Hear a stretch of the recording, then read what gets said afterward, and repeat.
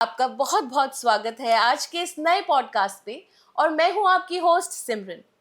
दोस्तों, लोकल से ग्लोबल होने का सपना सिर्फ कॉर्पोरेट्स ही नहीं देखते, बल्कि स्मॉल बिजनेस और इंडियन एंटरप्रेन्योर्स भी देख रहे हैं कि कैसे वो ग्लोबल मार्केट्स तक पहुंच पाए। लेकिन हमें इसके लिए क्या क्या जरूरत है? Is it that we require capital, technology, strategy या राइट गाइडेंस? आज इन सभी बातों पे हम बात करेंगे हमारे खास मेहमान के साथ, जो कि बहुत सारे लोगों को ऐसी अपॉर्चुनिटीज बता चुके हैं कि कैसे वो ग्लोबल मार्केट तक पहुंच सके और किस तरह से अपने बिजनेस को वर्ल्ड वाइड ले जा चुके। तो आइए मिलते हैं मिस्टर वैभव शर्मा जी से, जो कि फाउंडर हैं GFE ग्रुप के, and he is also the CMD of GFE group. I am very very excited. आज मैं उनके साथ ये स्टेज शेयर कर रही हूँ एंड मैं भी जानना चाहती हूँ कि कैसे एंटरप्रेन्योरशिप शुरू कर सकते हैं, not just in India but yes internationally. आइए मिलते हैं वैभव जी से। आपका बहुत बहुत स्वागत है Vaibhav ji, and I am so very happy to have you. Thank you madam, thank you so much मुझे यहाँ पे इनवाइट करने के लिए। एंड बहुत सारे पॉडकास्ट मैंने आपके देखे हैं इस शो पे, तो मुझे बहुत अच्छा लग रहा है आज यहाँ पे आके और ये मंच साझा करके। Thank you so very much Vaibhav ji. मैंने आज अभी यहाँ पे बात ही ये शुरुआत में करी कि हम मार्केट में, ग्लोबल मार्केट में घुसने के लिए बहुत सारे चैलेंजेस फेस करते हैं। अब मैं आपसे जानना चाहती हूँ, जो भी नए एंटरप्रेन्योर्स हैं उनको क्या चीज़ ध्यान में रखनी चाहिए, किस तरह से वो ग्लोबल मार्केट में एंटर कर सकते हैं? देखिए, आज जो टाइम है वो इंडिया के लिए और इंडियन स्टार्टअप्स के लिए, इंडियन यूथ के लिए एक बहुत ही अच्छा टाइम है। क्योंकि इधर एआई ग्रो कर रहा है, इधर जो एंटरप्रेन्योरशिप है उसका एक कल्चर बना हुआ है, स्टार्टअप का कल्चर बना हुआ है। टीवी पे प्रोग्राम्स आ रहे हैं शार्क टैंक जैसे, तो जिसपे बहुत सारा प्रमोशन मिल रहा है लोगों को, फ्री में ब्रांडिंग मिल रही है, मार्केटिंग मिल रहा है, फंडिंग मिल रहा है। तो ओवरऑल एक इकोसिस्टम बनता जा रहा है इंडिया में। करेक्ट। तो आज जैसा टाइम पहले कभी नहीं था और आज जैसा टाइम आगे भी शायद कभी नहीं आएगा। तो ये सही टाइम है जब हमारा यूथ सोचे इस बारे में कि वो सिर्फ जॉब के पीछे ना भागे, वो जॉब क्रिएटर कैसे बने, जॉब क्रिएट करे, अपॉर्चुनिटीज क्रिएट करे, इनोवेशन क्रिएट करे, प्लेटफॉर्म क्रिएट करे, मार्केट क्रिएट करे, और वहां से जो अपॉर्चुनिटी निकलेगी वो मल्टीफोल्ड होगी उनके लिए भी, उनके देश के लिए भी, और वो बहुत सारी जॉब क्रिएट कर पाएंगे। और बहुत ही सही डायरेक्शन उनको देने की जरूरत है इसके लिए। तो आप जब डायरेक्शन की बात करते हैं तो हम अगर देखें, जो आप आज का यूथ है और जो आज हमारे जेनजीज हैं, क्या उनके लिए डिग्रीज ही इंपॉर्टेंट है और they need to skill themselves up? Degree का टाइम तो अभी जा चुका है। है। बहुत सारे लोग ऐसे हैं जो डिग्री नहीं ले पाते, ड्रॉप आउट हो जाते हैं, लेकिन बहुत बड़े बड़े स्टार्टअप खड़े कर दिए, बहुत बड़े बड़े वैल्यूएशन की कंपनीज बना दी। है। हम बहुत सारे एग्जांपल ऐसे दिख चुके हैं, चाहे वो स्टीव जॉब है, चाहे वो बिल गेट्स है, चाहे वो दूसरे जेफ बेजोस है, ये सब ड्रॉप आउट है। करेक्ट। और हजारों करोड़ के एम्पायर तो इन्होंने नहीं खड़े किए। बिल्कुल है। तो डिग्री की तो आज के टाइम में बिल्कुल आवश्यकता नहीं है, लेकिन एक बेसिक अपना जो प्रोफाइल है इसको क्रिएट करने के लिए डिग्री जरूरी है। बेसिक कम्युनिकेशन के लिए, बेसिक कोऑर्डिनेशन के लिए, बेसिक नेटवर्किंग के लिए, चीजों को कैसे करना है वो डिग्री ही सिखाती है। लेकिन उसकी वजह से ही सब काम होगा ऐसा जरूरी नहीं है। स्किल बहुत जरूरी है। ड्रॉप आउट होने के बाद भी अगर स्किल सेट है तो आप कुछ भी कर सकते हो। ये एग्जाम्पल सेट करा हुआ है बहुत सारे लोगों ने। तो डिग्री से आगे का सोचना पड़ेगा, डिग्री के बाद क्या करना है वो सोचना पड़ेगा, डिग्री के साथ क्या करना है वो सोचना पड़ेगा। तो कौन सा स्किल, कौन सा एक्सपर्टीज, कौन सी लेवल की मुझे मास्टरी चाहिए, जहां पे मैं पूरे समाज को, पूरे देश को, पूरे वर्ल्ड को लीड कर सकूं, गाइड कर सकूं, बहुत लोगों को इंस्पायर कर सकूं, तो वो आज जरूरत है। Very true. तो अगर हम देखें छोटे शहरों पे बहुत सारे ऐसे स्मॉल बिजनेसेस हैं और वो ये सपना ही देखते हैं कि मैं ग्लोबल मार्केट तक पहुंच जाऊं। छोटे शहरों में सबसे ज़्यादा प्रॉब्लम ये आती है कि वो इतने इक्विप्ड नहीं होते, लेकिन फिर भी वो अपनी मेहनत से आगे बढ़ने के, जैसे कहते हैं ना, तिल तिल जोड़ के आगे बढ़ते हैं। बट अगर देखा जाए, उनको ये बोले कि उनको इंटरनेशनली अपॉर्चुनिटीज़ मिले, they are very not sure of कि कैसे होगा। तो वहाँ उन उन लोगों को आप क्या कहना चाहते हैं? आज के टाइम में कोई भी छोटा शहर हो या कोई गांव भी हो, इंटरनेट हर जगह पे पहुंच चुका है। जी। एआई हर जगह पे पहुंच चुका है। हर किसी के पास एक टैबलेट तो है, एक लैपटॉप तो है, एक फोन तो है, स्मार्टफोन। तो एक्सेसिबल तो है। तो कोई कहीं छोटी जगह पे भी है लेकिन उसके पास रिसोर्स पूरे अवेलेबल है। हाँ। उनको सिर्फ चाहिए थोड़ा सा गाइडेंस, थोड़ा सा कॉन्फिडेंस, थोड़ा सा डायरेक्शन और थोड़ा सा उनको एक पॉजिटिव अप्रोच चाहिए। और उसके लिए बहुत सारी संस्थाएं काम कर रही हैं, बहुत सारे लोग काम कर रहे हैं, हमारे जो अच्छे कुछ लीडर्स हैं वो भी उनको पुश कर रहे हैं। तो कोई चीज़ उनको रोकने वाली नहीं है अभी, क्योंकि उनके पास वो सारे रिसोर्स जो चाहिए किसी भी बड़े सिटी के लोगों को या स्टूडेंट्स को या बच्चों को, वो सब उनके पास अवेलेबल है। बस अंदर से कुछ करने की इच्छा तो जरूर होनी चाहिए। तो वो एक है जो सबके अंदर आज के टाइम में दिखने लगी है अभी। और एक बदलाव दिख रहा है, जो छोटे छोटे शहरों से, छोटे छोटे गांव से भी लोग निकल के आ रहे हैं, स्टार्टअप खड़े कर रहे हैं, शार्क टैंक में आ रहे हैं, वैल्यूएशन बना रहे हैं, ई कॉमर्स के थ्रू 200-400 करोड़ के ब्रांड बना देते हैं 2-2 साल में, 3-3 साल में। तो ये एक अच्छी बदलाव की चीजें दिख रही हैं देश में भी। बिल्कुल। आप वैभव जी 18 साल से, और आता मतलब मैं अगर देखूं ओवरऑल एक्सपीरियंस, आप 25 इयर्स से लोगों को ये दिशा दिखा रहे हैं बाहर जाने की, किस तरह से अपने बिजनेसेस को खड़ा करें। आपने भी इस जर्नी में चैलेंजेस देखे होंगे, आपको भी बहुत कुछ सीखने को मिला होगा, तो वो आपकी लर्निंग्स क्या रही? जब मैंने अपना करियर स्टार्ट किया कॉलेज के बाद, और मैंने प्रोफेशनली CA ICAA की पढ़ाई की है, MCOM किया है, तो वो सब करने के बाद में डिग्रियां तो बहुत सारी ले ली, लेकिन स्किल थी नहीं। तो हमें भी वही चैलेंजेस आए जो आपने क्वेश्चन पूछा कि डिग्री जरूरी है, स्किल जरूरी है। तो स्किल पहले आती है। तो इतनी सारी डिग्री लेने के बाद में भी कोई बहुत बड़ी सफलता का रास्ता नहीं दिख रहा था। तो फिर स्किल लेना स्टार्ट किया, पहले कुछ जगहों पे जॉब किया, वहाँ पे काम सीखे, वहाँ पे सीखा कि कैसे बिजनेस होता है, बिजनेस में गलतियाँ क्या होती हैं, एक्सपोर्ट क्या होता है, ई कॉमर्स क्या होता है, एक्सपोर्ट इम्पोर्ट कैसे होता है। और वो सारी चीज़ें करते करते कुछ चीज़ें सीखी और पता चला कि बहुत सारे गैप्स हैं इंडस्ट्री में। गवर्नमेंट चाहती है कि एक्सपोर्ट बढ़े, गवर्नमेंट चाहती है कि लोग आगे बढ़े, एंटरप्रेन्योरशिप करें, लेकिन उतना रिसोर्स अवेलेबल नहीं है मार्केट में, उतना गाइडेंस अवेलेबल नहीं है। और किसी कॉलेज में, किसी यूनिवर्सिटी में ये पढ़ाई नहीं कराई जाती कि बिजनेस कैसे चलाते हैं, एक्सपोर्ट कैसे करना है, इंपोर्ट कैसे करना है। वहाँ पे सिखाई जाती है बेसिक चीज़ें। तो ये सारे गैप की वजह से लोगों को टाइम लग जाता है सीखने में। हमने भी बहुत सारी गलतियाँ की इस पूरी जर्नी में, हमने भी बहुत सारी गलतियाँ करके सीखा। उसके बाद हमने फिर ये रेजोल्यूशन लिया कि भाई चलो हमने गलतियां कर ली, हमने बहुत समय लगा दिया, लेकिन हम क्यों ना एक ऐसा इकोसिस्टम बनाएं कि लोगों को उसमें हेल्प मिले, लोगों को वो गलतियां ना करना पड़े जो हमने किया, लोगों को वो कुछ मोटिवेशन मिले जो जो उनको नहीं मिल रहा है कहीं से भी, उनको वो रास्ता मिले, उनको वो कुछ एक डायरेक्शन मिले। तो वहां से हमने कुछ चीजें की और वो होती चली गई, लोगों को जुड़ते चले गए, एक कहते हैं ना कि काफिला बनता गया, लोग आते गए साथ में, तो एक इकोसिस्टम डेवलप होता चला गया। तो वहां से ये जर्नी स्टार्ट हुई।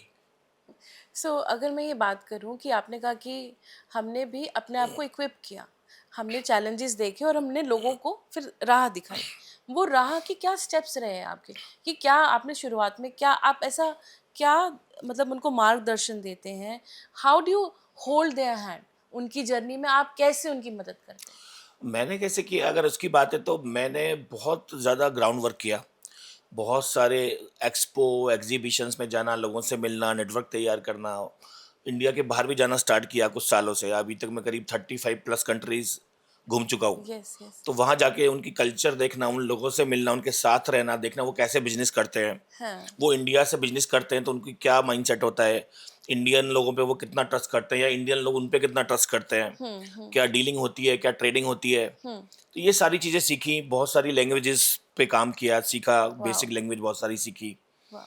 टूल्स सीखे, टूल्स के थ्रू कैसे लैंग्वेज को ट्रांसलेट करना है। ओके। तो बहुत सारी चीज़ें ग्राउंड लेवल पे की, हाँ। बहुत सारी चीज़ें सीखी, बहुत सारी ट्रैवलिंग की, बहुत सारे लोगों से मिलना हुआ, और वहाँ से कुछ चीज़ें निकल के आई कि हाँ भाई अगर ये बेसिक काम किया है तो इसके बेस पे हम आगे बढ़ सकते हैं, कुछ चीज़ें बना सकते हैं, कुछ नेटवर्क बना सकते हैं, कुछ कुछ बिजनेस की एक डायरेक्शन पकड़ सकते हैं और लोगों को भी कुछ डायरेक्शन दे सकते हैं। तो वहाँ से इस तरह से ये सब चीज़ें चालू हुई। और ये सारे स्टेप्स रहे जो आपने मेन क्वेश्चन पूछा, कि बाहर निकलना पड़ेगा, सीखना पड़ेगा, लर्निंग एटीट्यूड रखना पड़ेगा, लोगों से मिलना पड़ेगा, कम्युनिकेशन करना पड़ेगा, और डोंट अफ्रेड ऑफ मिस्टेक्स। गलतियां तो होंगी, हाँ। क्योंकि गलतियां क्या है, वो स्टेप्स हैं। लोग समझते हैं कि ये गलतियां हैं और ये सफलता है। हाँ। गलतियां जो है सफलता का ही जो इनिशियल स्टेप, वो गलती है। हाँ। एक गलती होगी, फिर दूसरी होगी, फिर तीसरी होगी, फिर सक्सेस मिल जाएगी छोटी, फिर बड़ी सक्सेस, फिर बड़ा एम्पायर खड़ा हो जाएगा। इस तरह से होता चला जाता है। तो बहुत खूब। तो देखिए यहाँ पे व्यूअर्स, एक बड़ी इम्पॉर्टेंट बात, एक नहीं बहुत सारी ऐसी चीज़ें हमने यहाँ पे सीखी हैं कि स्किल्स तो इम्पॉर्टेंट है ही, लेकिन आपको कंटिन्यूअसली लर्न करना है. You have to have that mindset कि सीखते रहें, नेटवर्क करें, बाहर निकलें. अगर आप घर बैठ के सोचें कि मैं आज एक यंग एंटरप्रेन्योर हूँ, आगे शुरू कर दूंगा, तो नहीं. उसके लिए आपको अपनी मेहनत और अपनी पूरी, कहते हैं ना, रिसर्च वर्क जारी रखना चाहिए. तो अगर हम यहाँ पे बात करते हैं एआई की, अब जैसे आपने बोला कि इक्विप रहें, नया सीखें. अब AI is the the word, the thing. अब टेक्नोलॉजी बढ़ती जा रही है.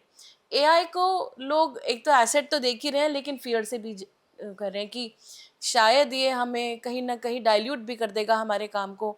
बहुत सारे लोग अपनी नौकरियों को भी लेके डर रहे हैं. आपका क्या कहना है इसमें? देखिए, एक मेरा सिंपल फंडा है कि ये सब बदलाव आते रहेंगे. एआई था, इससे पहले गूगल और ये सब आया, सोशल मीडिया आया, उसका एक बूम आ गया था. उससे पहले कंप्यूटर्स का बूम आ गया था. तो हर फेज में लोग डरते हैं कि नया बूम आ रहा है तो क्या होगा. कंप्यूटर से पहले भी लोग डरते थे, सोशल मीडिया के आने के पहले भी लोग डरते थे. ठीक है, अभी एआई का भी वही हो रहा है. एक बेसिक फंडा है कि जिस चीज का हम सम्मान नहीं करेंगे वो चीज हमें डैमेज करेगी, और जिस चीज का आप रिस्पेक्ट करोगे वो चीज आपकी फ्रेंड बन जाएगी. एआई से डरने की जरूरत नहीं है, एआई को अपना दोस्त बनाने की जरूरत है. एआई को सीखना है, एआई को यूज कैसे करना है, एआई को कैसे इस्तेमाल करना अच्छे रिजल्ट के लिए, फास्ट तरीके से, कैसे ज्यादा लोगों का काम एआई से करवाना, कॉस्ट कम करना, अपने बिजनेस में कॉस्ट ऑप्टिमाइज करना एआई के थ्रू. तो एआई से डरने की बजाय एआई में घुसना चाहिए, उसको समझना चाहिए. तो एआई एक बार हमारा दोस्त बन गया, क्योंकि एआई फॉर श्योर कुछ लोगों को रिप्लेस करने वाली है, लेकिन उन लोगों को जो उसका रिस्पेक्ट नहीं कर रहे हैं, जो उसको नहीं सीख रहे हैं, जो उससे फायदा नहीं उठा रहे हैं, जो उसको नहीं समझ रहे डिटेल में, क्योंकि उनको वो बेसिक नॉलेज रह जाएगी तो बेसिक काम तो सारा एआई कर ही लेगा. लेकिन क्या एआई कभी लीडरशिप को रिप्लेस कर सकती है? नहीं. क्या कभी क्रिटिकल थिंकिंग को रिप्लेस कर सकती है? नहीं. क्या कभी इनोवेशन को रिप्लेस कर सकती है? नहीं, नेवर. तो कुछ चीजें ऐसी हैं जो यूथ को समझनी पड़ेंगी कि उनका जो इनोवेशन है, उनका जो एंटरप्रेन्योरशिप है, उनका जो लीडरशिप है, उनका जो क्रिटिकल थिंकिंग है, उनका जो न्यू न्यू आइडियाज निकालने की जो पावर है, वो एआई कभी नहीं छीन सकता. और आप ये सब नहीं कर रहे हो तो फिर एआई आपको रिप्लेस करने ही वाला है. तो we have to respect AI, not to fear from AI. That's such a wonderful thing, क्योंकि कहते हैं ना, एआई भी तो मैन मेड ही है. यस. अगर आपने दिमाग डाला है तभी एआई भी अपना दिमाग चला रहा है. यस. तो एआई से डरना नहीं है, it's not to be feared for. Yes. अगर, और जैसे अब ये तो हमने बात करी एआई की, ऑफ कोर्स आपने बहुत अच्छे से बताया. हम देखते हैं कि कुछ एल्डरलीज हैं और वो कहीं ऑर्गेनाइजेशंस में काम कर रहे हैं फ्रॉम ईयर्स, 20-25 सालों से, और आधा ज़्यादा ही हो जाता है उन्हें काम करते हुए. लेकिन क्योंकि इस टाइम में एआई है, उन्हें ये बोल दिया जाता है कि नहीं, probably this could be the last tenure, और ये कुछ आखिरी साल है आपके, या आखिरी साल है, या आखिरी महीना है, just because you are not equipped on AI. तो जब ये बड़ों के साथ, जो उम्र में बड़े हैं, उनके साथ जब ये होता है, तो how should they take, like, इसमें उनको क्या करना चाहिए? They should take AI as a learning, या उनको क्विट कर देना चाहिए? मेरा मानना यह है कि age is just a number. आज के जमाने में skill is the real age. आपकी स्किल किस लेवल की है वो आपकी एज है. आपकी जो न्यूमेरिकल एज है वो कोई एज नहीं है, वो कोई नंबर है, वो that is just a number. अब मेरी कंपनी में जो हमारा पूरा ट्रेड का जो सारा काम संभालते हैं, वो हमारे अब्दुल सर है, जो 65 की एज के हैं. Okay. वो हमारी कंपनी में एक बहुत बड़ी ट्रेड टीम को लीड करते हैं. He is doctor Abdul Salam from Chennai, Okay. And he is the head of department for all this export, import, trade, development. और उनके अंडर में एक बहुत बड़ी टीम काम करती है. तो एज अगर नंबर जस्ट नंबर है, तो इसका एग्जांपल यही है कि उनकी एज आज उन लोगों से भी आगे है सीखने में, नई नई चीजें करने में, जो हमारी यूथ है. तो ऐसे लोग हमें चाहिए समाज में, हमारे देश में ऐसे लोग चाहिए जिनका एज कुछ भी हो. और बहुत सारे एग्जांपल हैं हमारे सामने जिन्होंने बहुत बड़ी एज में बहुत अच्छे अच्छे कारनामे किए हैं. जी जी. हमारे पूरे वर्ल्ड में कईयों ने तो करियर ही इतनी 60 पे शुरू किया है. हाँ, बहुत सारे लोग मिल जाएंगे आपको. 65 की एज में उन्होंने केएफसी चालू किया, यस यस. उसके ओनर ने. ऐसे बहुत सारे एग्जांपल आपको मिल जाएंगे. तो age is just a number. आपकी जो स्किल है, आपकी जो इनोवेशन है, आपकी जो कार्य करने की क्षमता है आज के टाइम में, that is the real age. वो एज है जो आपके भी काम की और आपके ऑर्गेनाइजेशन के भी काम की है.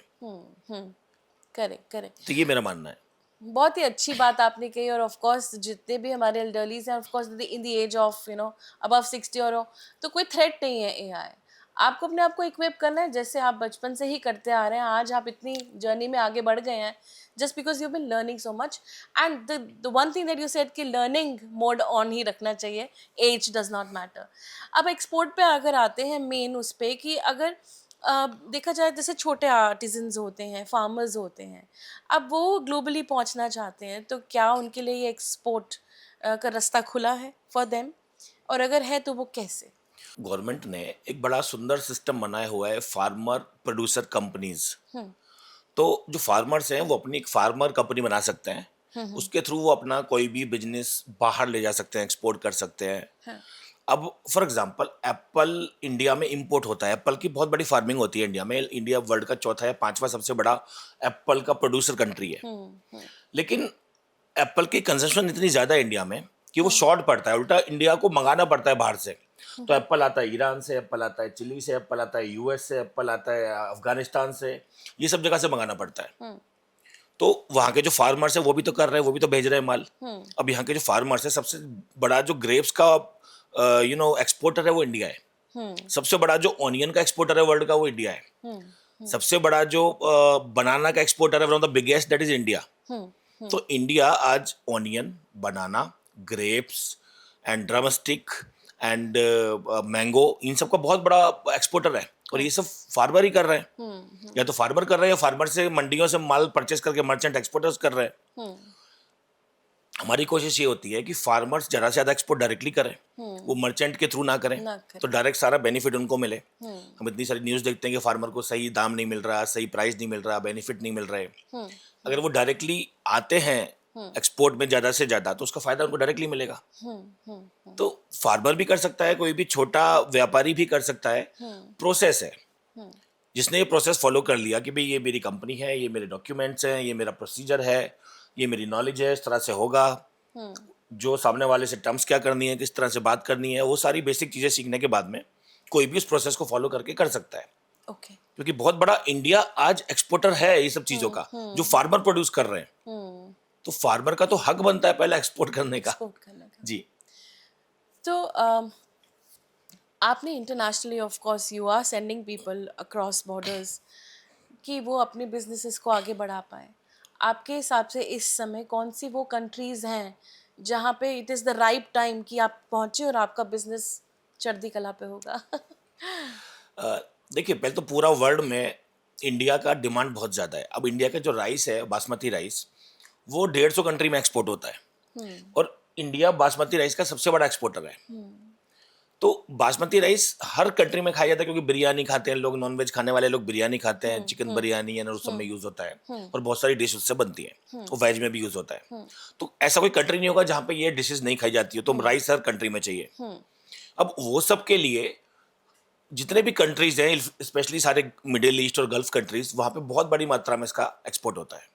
ओके। तो जिसको जो स्टार्टर है, जो स्टार्ट करना चाहता है इमीडिएटली, तो Middle East is the best market to start with. क्योंकि एक तो वहाँ पे कल्चरल इश्यूज नहीं है, लगभग वहाँ पे इंडियंस बहुत सारे हैं, तो वही लैंग्वेज चलती है, हिंदी इंग्लिश। दूसरा, आना जाना इजी है, वीजा की कोई बहुत बड़ी प्रॉब्लम्स नहीं है, वीजा इजीली मिल जाते हैं, ट्रैवल इजीली हो जाता है। अब दिल्ली से बेंगलोर चले जाओ, जितने का फ्लाइट है उतना अहमदाबाद से दुबई का फ्लाइट है। अब दुबई में 10 दिन रह के आ जाओ और बेंगलोर में 10 दिन रह के आ जाओ, सेम खर्चा है। तो इंटरनेशनल ट्रैवल, इंटरनेशनल अकोमोडेशन, ये सब इजी हो गया है। तो इसका फायदा उठाना चाहिए अपने बिजनेस में।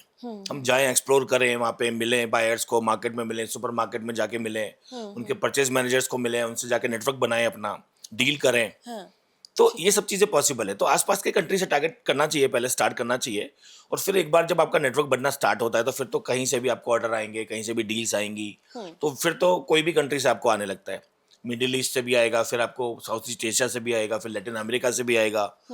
और इंडिया की इतनी सारी ट्रीटी साइन हुई है, गवर्नमेंट ने की है, आपने देखा होगा, यूके के साथ, न्यूजीलैंड के साथ, ऑस्ट्रेलिया के साथ, यूएस के साथ नहीं हुई है, वो चल रहा है पेंडिंग मामला, क्योंकि उनका रोज कुछ ना कुछ स्टैंड चेंज होता है। बट शायद ही कोई कंट्री होगा, बड़ा कंट्री, जहां पे इंडिया का जो एफटीए है साइन नहीं हुआ हो, फॉरेन ट्रेड एग्रीमेंट।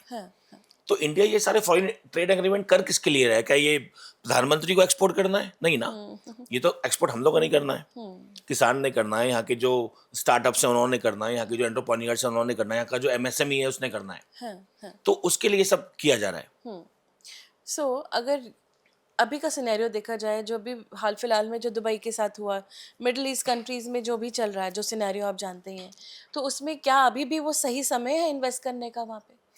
देखिए, मेरा मानना ये है कि 200 कंट्री हैं और हमेशा 2-3 कंट्री में प्रॉब्लम चलता रहेगा, तो हमें उसके भरोसे नहीं बैठना चाहिए। हाँ, अब हमारा बहुत सारा एक्सपोर्ट होता था दुबई में, राइस का और फूड स्टफ का, फ्रेश वेजिटेबल्स का। दुबई में से जैसी प्रॉब्लम हुआ तो हमने वो सब डाइवर्ट कर दिया साउथ ईस्ट एशिया में। तो वियतनाम से हमने इंपोर्ट करना स्टार्ट किया, वियतनाम में ऑनियन भेजना स्टार्ट कर दिया, और मलेशिया से बहुत सारी चीज़ें स्टार्ट हो गई, मलेशिया में रेड ड्राइड चिली स्टार्ट हो गई। ओके, तो जैसे ही इस तरफ प्रॉब्लम हुआ इस तरफ चालू हो गया। हाँ, दुनिया में यही तो ब्यूटी है इंटरनेशनल ट्रेड में, ये सबसे बड़ा फायदा है कि 200 कंट्री हैं, 2-7 कंट्री में हमेशा कुछ ना कुछ चलता रहेगा, जो बाकी जो कंट्री बचे वहां पे देखो क्या कर सकते हो। तो मार्केट बहुत बड़ा है। अगर आप डिपेंड ही एक कंट्री पे हो या डोमेस्टिक पे डिपेंडेंट हो तो आपके पास बहुत लिमिटेड स्कोप है। तो ये that is the beauty of the game actually. Oh that's such a wonderful thing to Yeah. No. So Vaibhav ji, अगर जैसे नए लोग शुरुआत करना चाहते हैं, अगर उनको आप literally right from the beginning अगर आप उनको कुछ बताना चाहें, जैसे कि प्रोडक्ट, क्या वो प्रोडक्ट्स हैं जिनमें वो ये देखें कि हाँ, इन प्रोडक्ट में इन्वेस्ट करके उनको एक्सपोर्ट करके हमें इतनी गेन्स आ सकते हैं? जैसे आपने अभी चावल की बात करी, दुबई में इट्स वेरी मच नीडेड, और बिसाइड्स दैट दुबई में तो सब कुछ ही बाहर से ही आता है, लेकिन बिसाइड्स दैट वो कौन से ऐसे प्रोडक्ट्स हैं जिसमें वो बोलें कि हाँ, we can start their journey in the entrepreneurship? देखिए, business is all about gaps, finding the gaps and filling the gaps. अब बहुत सारे गैप्स, अगर आप बिजनेस की बात करो, अब इंडिया में राइस बहुत बड़ी मात्रा में है, बाहर डिमांड है, तो ये गैप है। क्या है? तो यहाँ से अपॉर्चुनिटी निकल के आई राइस की, एक्सपोर्ट की। इंडिया में ड्रैगन फ्रूट नहीं होता लेकिन बाहर होता है, वियतनाम में, चाइना में, तो वहां से वो इंपोर्ट होता है इंडिया में, वियतनाम से स्पेशली, तो वो एक गैप है, तो उसमें एक अपॉर्चुनिटी है। अब ड्रैगन फ्रूट के एक कंटेनर पे 2 लाख रुपए से लेके 6 लाख रुपए तक का प्रॉफिट है। अवाकाडो इंडिया में नहीं होता लेकिन केन्या में होता है, साउथ अफ्रीका में होता है, और वहां से एक कंटेनर को लाने में करीब 10-15 लाख रुपए का प्रॉफिट होता है एक कंटेनर पे। ओके, तो जहां गैप है वहां पे बिजनेस है, वहां पे प्रॉफिट है। Okay, business is all about finding the gaps okay, and finding the opportunities हाँ, हाँ, and set the process how we can go ahead. हमें एक प्रोसेस बना लेना है कि भाई इस तरह से हमें करते जाना है सिस्टमेटिकली। कुछ गलतियां होंगी, कुछ डिले होगा, कुछ आगे पीछे होगा, क्योंकि जैसा सोचोगे वैसा 100% नहीं होता है कभी भी लाइफ में, चाहे वो पर्सनल हो, चाहे वो प्रोफेशनल हो, चाहे वो बिजनेस हो। सही कहा। लेकिन एक बार रास्ता बन गया, लाइन बन गई, डायरेक्शन बन गई, इसको फॉलो करते जाओ, थोड़ा आगे पीछे होगा लेकिन it will be moving correct. And you will be getting the right way going forward. एक के बाद दूसरा स्टेप, फिर तीसरा स्टेप, फिर क्लियर होता चला जाएगा। तो बहुत सारी चीजें हैं जो की जा सकती हैं हाँ। सही तरीके से, अगर आज भी फोकस किया जाए तो। बिल्कुल सही कहा कि right focus of course helps you to gain.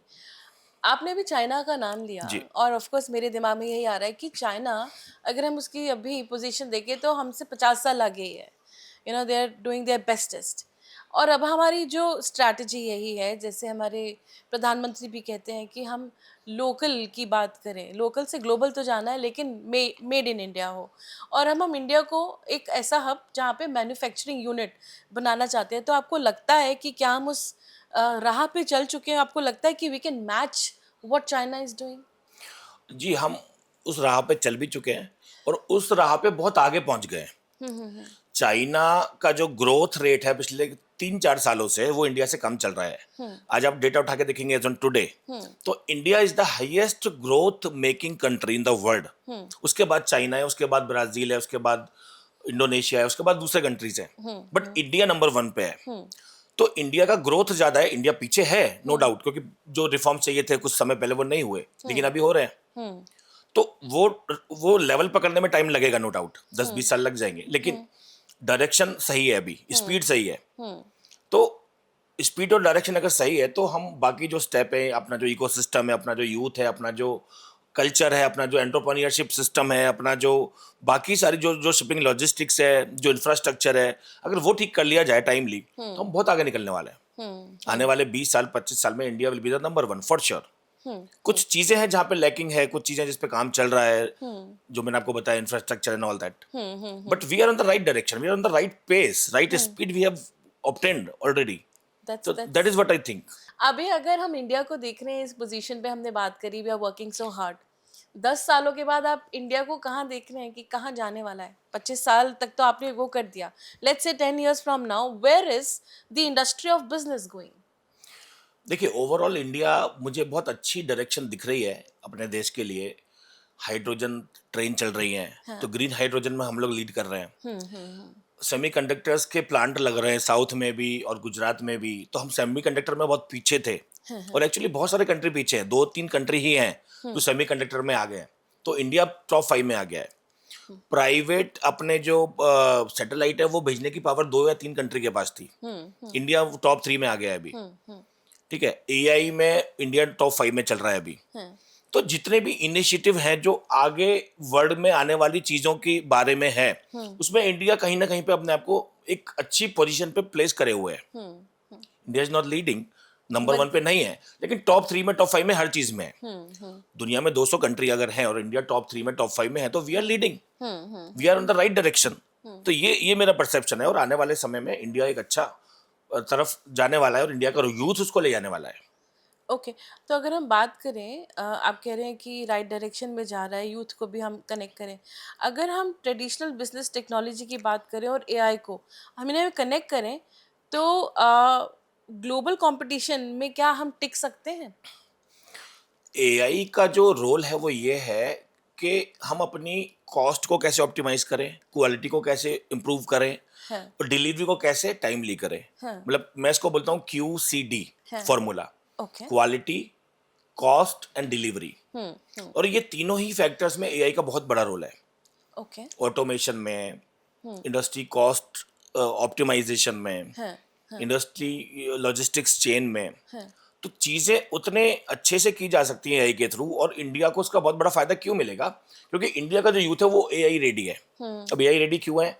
India का जो यूथ है वो लार्जेस्ट इंग्लिश स्पोकन यूथ है इन द वर्ल्ड, और एआई को वही अच्छे से यूज कर सकता है which is good in English. China के पास ये एडवांटेज नहीं है, इंडोनेशिया के पास भी ये एडवांटेज नहीं है। इंडिया, इंडोनेशिया, चाइना बहुत बड़े कंट्री हैं population wise, Bangladesh also very big country population wise, but advantage किसको मिलने वाला है? इंडिया को, क्योंकि इंडिया का यूथ एआई रेडी है, इंग्लिश रेडी है, और उसका जो पूरा फायदा मिलेगा वो फिर बैक एंड पे इंडस्ट्रीज को मिलेगा, एमएसएमई को मिलेगा, उनके प्रोसेस को मिलेगा, उनकी मैन्युफैक्चरिंग को मिलेगा, स्टेट डेवलपमेंट को मिलेगा, और वहां से वो कंपटीशन में इंडिया धीरे धीरे करके आ रहा है और आएगा। तो ग्लोबल कंपटीशन में इंडिया को फायदा मिलने वाला है इस फैक्टर की वजह से कि Indian youth is ready for AI. Oh, it's a very good news Yeah. कि हमारी जनरेशन जैसे हम बात कर रहे हैं, they are ready to go globally, और हमारे सारे बहुत सारे बच्चे पहुंच भी रहे हैं। यस। अभी अगर मैं आपसे पूछूं एज अ लीडर, अगर मैं आपसे बात करूं, you are in the industry from more than like 25 years, आपके अंडर भी बहुत लोग काम करते हैं, और आपने बताया कि आपके साथ एक जो काम कर रहे हैं, he is this age, and there are lot of people young और हर एज के होंगे। एज अ लीडर, अगर आपको बोला जाए कि आपको पूरी अपनी कंपनी को बांध के रखना है, तो वो कौन सी लीडरशिप क्वालिटीज हैं जो आप फॉलो करते हैं? पहला तो बात ये है कि मेरे अंडर में कोई काम नहीं करता, हमारे साथ में सब लोग काम करते हैं। तो पहली तो क्वालिटी यही है कि वाह, जिस दिन आपने ये सोच लिया कि हम सब एक ही टीम है और सब साथ में काम करते हैं, सबके रोल अलग हैं, सबके ओहदे अलग है खाली, तो वही एक बाइंडिंग एजेंट है। वेरी गुड, यस, क्योंकि यही एक सबसे बड़ा फैक्टर है। और लीडरशिप क्वालिटी की अगर बात करें तो आपको हर काम आना चाहिए, हर काम, हर हर डिपार्टमेंट के साथ मिलकर काम करना होगा, हर किसी को सपोर्ट करना होगा। मैं ऐसा मानता हूं कि अगर कोई टीम मेंबर अच्छा काम नहीं कर पा रहा है किसी भी क्षेत्र में, किसी भी डिपार्टमेंट में, तो वो पहली गलती उसके मैनेजर की है, उसके मेंटर की है, उसके लीडर की है। क्योंकि वो तो सुबह घर से निकल के आपके ऑफिस पे आ गया ना। अब आप उससे काम नहीं करवा पा रहे हो, उसको नहीं सिखा पा रहे हो, नहीं ट्रेन कर पा रहे हो, तो पहली गलती हमारी है। अगर वो घर पे निकल के नहीं आता है, डिसिप्लिन में नहीं है, टाइमली नहीं आता है, फिर गलती उसकी मानी जा सकती है। लेकिन अगर वो प्रॉपर डिसिप्लिन में है, टाइम पे आ रहा है, टाइम पे जा रहा है, सारे रूल फॉलो कर रहा है, तो then it is your responsibility.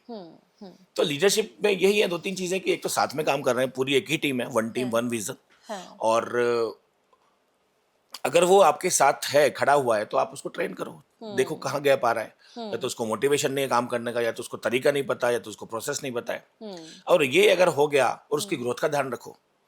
उसका ग्रोथ का, इंडस्ट्री में जो ग्रोथ चल रहा है उससे बेटर ग्रोथ उसको मिलना चाहिए। इंडस्ट्री का ग्रोथ का एवरेज 5% सैलरी हाइक है, तो उसको 10% दो, 15% दो, 20% दो, as per their achievement, correct correct. Their performance. But industry से बेटर उनको दो। और वो भी उसका घर है, ये भी उसका घर है। ये जो ऑर्गेनाइजेशन है, this is the home for you also, for their also. जितना घर है आपका है, उतना उनका भी है। तो होमली एनवायरमेंट दे दो उनको, होमली एनवायरमेंट दे दो उनको। तो ये सब अगर आपने दे दिया, तो बस और कुछ नहीं चाहिए उनको। तो ग्रोथ चाहिए उनको, अच्छे से होमली एनवायरनमेंट में काम करना है, सीखना है, उनको पूरी ट्रेनिंग चाहिए काम करने की, दैट्स इट। ये एक अच्छे लीडर की निशानी है। जब आपने सबसे पहली बात यही बोली कि मेरे अंडर नहीं, मेरे साथ काम करते हैं, इससे पता चलता है कि आप कितने अपनी टीम को साथ लेके चलते हैं। अब मैं अगर आपकी जर्नी पे आती हूँ, बिकॉज हमने पूरी बात करी अपने बिजनेस को लेके, चैलेंजेस को भी लेके, लेकिन आपकी जो खुद की जर्नी रही, आपने कैसे शुरुआत करी, कैसे आप एक फाउंडर बने, आप सीएमडी हैं अपनी कंपनी के, तो ये आपने कैसे शुरुआत करी और आपको किसने इंस्पायर किया इस जर्नी में? देखिए, मैं पहले तो दिल्ली से मेरी पढ़ाई हुई है सारी। मैंने, जैसे मैंने पहले भी बताया कि मैंने यहाँ से एमकॉम किया, आईसीडब्ल्यू किया, सीए किया। उसके बाद में मैंने कुछ जॉब की इंडस्ट्री में, सीखा, बहुत सारा काम सीखा, कैसे मैनेजमेंट होता है, कैसे बिजनेस होता है। वहाँ से कुछ गलतियाँ भी की और सीखा भी उन गलतियों से अपने को। और फिर हमने कुछ बिजनेस के लिए कुछ स्टेप्स लिए। उस टाइम पे मैंने कंपनी बनाई थी, और वो कंपनी फ्लॉप हो गई, तो उस गलती से सीखा। ऐसे 2-3 बार हमने कुछ वेंचर किया उस टाइम पे, आज से 25 साल पहले की बात होगी। तो वो गलतियां की, सीखा, पता चला कि बिजनेस ऐसे नहीं होता भाई। उसके लिए एक अलग तरह से एक अप्रोच चाहिए, विजन चाहिए। तो वहां से चीजें सीखते चले गए। फिर कुछ जगह पे जहाँ पे जॉब किए थे, वहां से भी कुछ लर्निंग मिले थे। उसके बेस पे फिर हमने सबसे बड़ी लर्निंग यही है कि हम रुके नहीं कहीं पे भी। एक जगह पे कुछ झटका लगा, गिर गए, नुकसान हो गया, लॉस हो गया, फ्रॉड हो गया, वापस आगे बढ़े, वापस खड़े रहे, वापस चीजों को सही तरीके से किया। और फिर एक फॉर्मूला ऐसा हाथ लगा कि भाई अब आज के टाइम में ऐसा कॉन्फिडेंस है कि किसी भी टीम मेंबर को, किसी भी क्लाइंट को कोई भी जरूरत होती है कि मुझे ये बिजनेस स्टार्ट करना है सर आपके साथ मिलके, वी गारंटी कि हम आपको प्रोसेस बना के देंगे, वो फॉलो करो, हो जाएगा। हम खुद अपने बहुत सारे ब्रांड खड़े कर चुके हैं। हमारा खुद का एक ब्रांड है मजाया करके, जो पूरे गल्फ कंट्री में सेल होता है, एक्सपोर्ट होता है। ओके जो अमेजोन पे इंडिया में भी सेल होता है, एक्सपोर्ट होता है। ओके। तो हम खुद के बहुत सारे ब्रांड में काम करते हैं। लोगों के भी ब्रांड खड़े करने में हमने हेल्प किया है। अभी तक करीब 40,000 से ज़्यादा लोगों को हमने अभी तक ट्रेन किया है, okay export, import, e commerce के लिए, कि कैसे अपने बिजनेस लॉन्च करने हैं, कैसे ब्रांड लॉन्च करने हैं, कैसे ग्लोबल लेवल पे जाना है, कैसे कम से कम गलतियां करके, कम से कम खर्चा, कम से कम इन्वेस्टमेंट में हाँ। बिजनेस को बड़े लेवल पे लेके जाना है, ब्रांड क्रिएट करना है। ओके। तो बहुत सारे लोगों की हेल्प की है। करीब 35 कंट्री के लोग अभी तक हमें ज्वाइन कर चुके हैं, हमारे प्रोग्राम ज्वाइन कर चुके हैं सीखने के लिए। अच्छा, तो आप ट्रेन भी करते हैं हाँ, लोगों हम लोगों को ट्रेन करते हैं, फिर उनके बिजनेस को सेटअप करने में हेल्प करते हैं डॉक्यूमेंटेशन के साथ। को? ओके। फिर उनको प्रैक्टिकल कुछ ट्रेड करवाने में, शिपमेंट करवाने में हेल्प करते हैं। जैसे किसी वंडरफुल। को अगर कुछ इंपोर्ट करना है, एप्पल इंपोर्ट करना है, मान लीजिए आपको 1 कंटेनर, तो मैं ईरान से आपको एप्पल मंगवा के दे सकता हूँ पूरा। तो अच्छा। ईरान में हमारे जो कॉन्टैक्ट है, यहाँ पे जो हमारे कॉन्टैक्ट है, मुंबई में हमारे एक ऑफिस है, वो सारी टीम मिलके आपको पूरा हेल्प कर देगी। फिर आपको माल रखने के लिए कोल्ड स्टोरेज चाहिए होगा, तब मुंबई में हमारे पास 4 कोल्ड स्टोरेज है। तो ओके। हमारे पास एक इकोसिस्टम बना हुआ है लोगों को हेल्प करने के लिए। वेरी। लोग हमारे पास आएंगे, हम उनको पहले ट्रेनिंग देंगे, फिर उनका पूरा बिजनेस सेटअप कर देंगे, फिर उनको जो हमारा इकोसिस्टम बना हुआ है उसके थ्रू उनको कुछ ट्रेड करवा देंगे, प्रैक्टिकली ओके। बिजनेस करवा देंगे। उससे उनका कॉन्फिडेंस बढ़ जाएगा, चीजें करनी आ जाएंगी प्रैक्टिकली, फिर वो खुद लग जाते हैं, खुद करने लग जाते हैं। तो ये एक फॉलो कर रहे हैं ये बात हम, इससे काफी लोगों को फायदा मिलता है। ओके।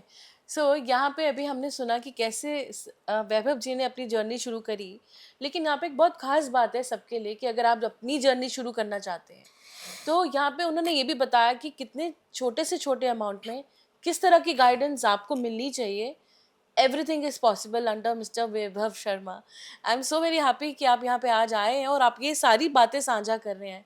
जाते हुए एक बहुत इंपॉर्टेंट बात once again, what is your advice to all the entrepreneurs, जितने भी ये यंग बच्चे, यंग एंटरप्रेन्योर्स देख रहे हैं आपको, आपसे वो क्या एडवाइस है जो उनको मिलनी चाहिए उनकी जर्नी के लिए?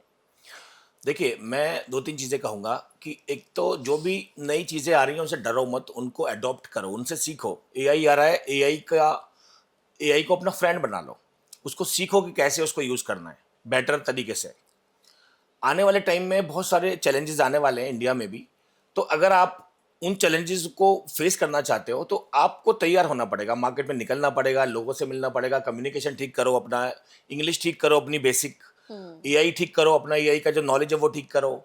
और जितने भी एक्टिविटीज़ हो रही हैं इंडिया में, बहुत अच्छे एक्सपो लगते हैं, ट्रेड शो लगते हैं, वहाँ पे जाओ देखो, वहाँ पे लोगों से मिलो, वहाँ पे दूसरे कंट्री के स्टॉल लगते हैं, वहाँ पे जाके मिलो, उनसे नेटवर्क बनाओ, अपना विजिटिंग कार्ड वहाँ पे शेयर करो, उनका लेके आओ।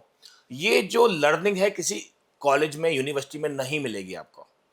ये आप जब ग्राउंड में जाओगे, मार्केट में जाओगे, एक्सपो में जाओगे, एग्जीबिशंस में जाओगे, वहाँ पे आपको ये सब मिलने वाला है। और बिलीव मी, अगर आपने ये कर लिया कुछ समय के लिए, no one can beat you. वाह। जिस चीज पे हाथ रखोगे वो चीज सोना बन जाएगी। जो बिजनेस स्टार्ट करोगे वो बिजनेस चल पड़ेगा। बिजनेस चलता कब नहीं है, जब ग्राउंड लेवल की नॉलेज नहीं होती। जब आप ग्राउंड पे निकल चुके हो, देख चुके हो सारी चीजें, तो हमेशा जिस चीज के लिए आप जाओगे वो चीज में सफलता मिलने वाली है। तो यही मेरा आज कहना है कि सोशल मीडिया है, उसकी पावर समझो। खाली रील शॉर्ट देखने से कुछ नहीं होगा, उस पर जाके अपने प्रोफाइल बनाओ, बिजनेस के लोगों से कनेक्ट करो। सोशल मीडिया के ग्रुप्स में बिजनेस वाले ग्रुप्स भी हैं, उनसे बात करो। तो हर चीज़ को एक अलग तरीके से यूज़ करना है। हर हर चीज़ का देखो, गलत यूज़ भी, मिसयूज़ भी है और पॉजिटिव यूज़ भी है। तो हर चीज़ को पॉजिटिवली यूज़ करेंगे तो उसका फ़ायदा अपने को, अपनी पूरी जनरेशन को मिलने वाला है, अपने पूरे देश को मिलने वाला है। हाँ। तो ये मैं कहना चाहता हूँ सबको। बहुत ही अमेजिंग बात आपने कही और डेफिनेटली सेकंड दिस थॉट कि अपने नेटवर्क को बढ़ाना है, बाहर निकलना है, अनस्टॉपेबल रहना है, सीखते रहना है, and that's a very very important and a wonderful advice. Thank you so very much, आप यहाँ आए, आपने अपना वक्त निकाला and you have shared the important information with all of our people here. Thank you so much. Thank you madam for invite करने के लिए मुझे यहाँ पे। Thank you so thank much. You. Sir, coming back to your audience, मैंने आपको कहा था कि आज का ये पॉडकास्ट बहुत खास है क्योंकि आज ऐसा गूढ़ मंत्र मिला है कि कैसे आप अपने छोटे से अमाउंट से या अपने कोई भी सपने को पूरा कर सकते हो। अगर आप अपने ब्रांड को, अपने प्रोडक्ट को, अपने बिजनेस को ग्लोबली ले जाना चाहते हो तो किस बात का इंतजार। आप कनेक्ट कर सकते हैं वैभव जी से and he has the right guidance. छोटी से बड़ी बात तक, right from the beginning till the end, कैसे आपको ट्रेड करना है, हर बात की इंफॉर्मेशन आपको यहाँ से मिलेगी। Don't wait, start your business, start working on yourself. Thank you and Simran signing off, but as I always say, stay blessed.